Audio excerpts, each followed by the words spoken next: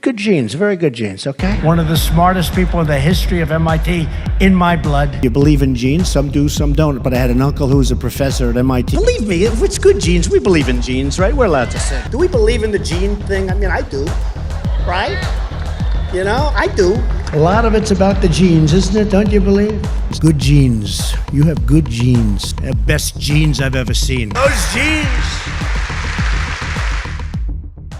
İyi gen kötü gen tartışması 100 yıl öncesine ait gibi görünebilir. Ancak eski ABD Başkanı Donald Trump'ın pek çok söylemi bu durumun tersine işaret ediyor.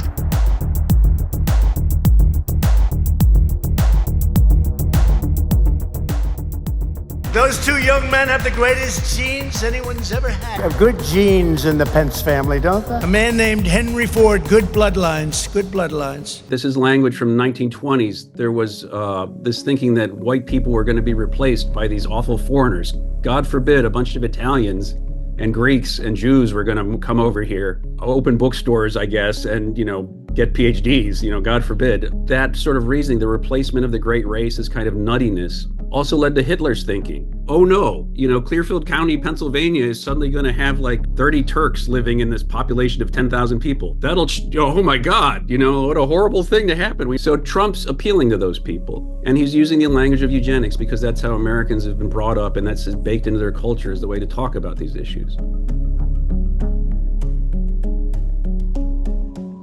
Öjeni, insan türünün genetik olarak iyileştirilmesi gerektiğini savunan bilimselliği tartışmalı bir düşünce akımı. Genetik üstünlük ve ırksal saflık iddialarıyla desteklenen bu düşünce özellikle Nazi Almanyası'nda milyonlarca insanın öldürülmesine yol açtı. 20. yüzyılın başlarında ise ABD'de geniş yankı buldu. Özellikle 1924 tarihli göç yasasında öjeni düşünceleri etkili olurken ırksal saflığı korumak amacıyla belirli grupların ABD'ye göçü kısıtlandı.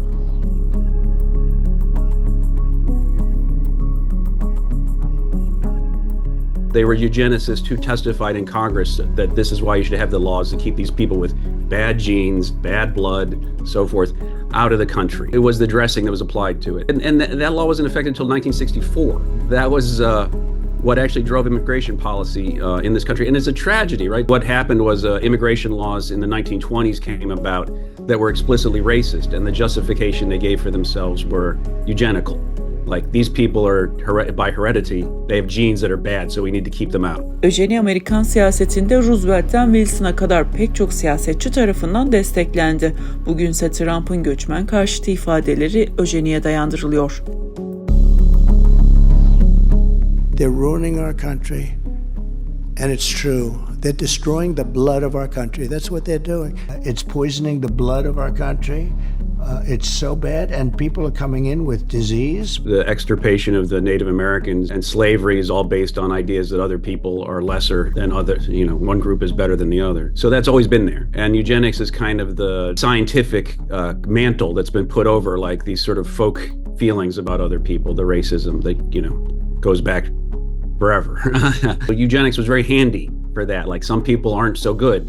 They are the jukes. They are habitual congenital criminals and so forth. And so in the progressive era, where laws were suddenly institutionalizing these kind of beliefs, eugenics fit in nicely. Why are African Americans still dying at the hands of law enforcement in this country? And so are white people. So are white people. What a terrible question to ask.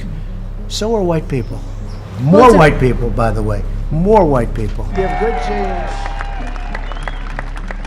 A lot of it's about the genes, isn't it? Don't you believe? You don't say, I don't like foreigners because they look funny to me.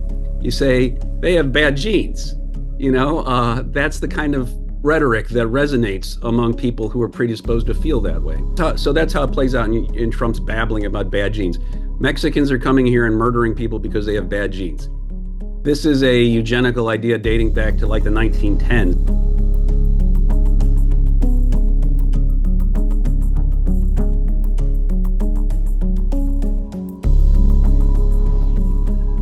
Now a murderer, I believe this, it's in their genes. And we got a lot of bad genes in our country right now. This is an explicitly eugenical idea that your genes, that there's a murder gene somewhere in your DNA, like, oh, he's got the murder gene, he's a murderer. I guess it's on the Y chromosome.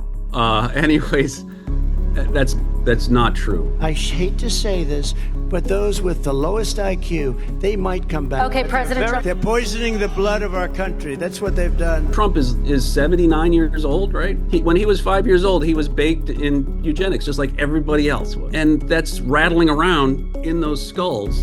And those people vote. And not only that, they vote, they talk. And so they're telling their kids this. And those kids are telling their kids this. And so ideas don't go away. I mean, get rid of that idea.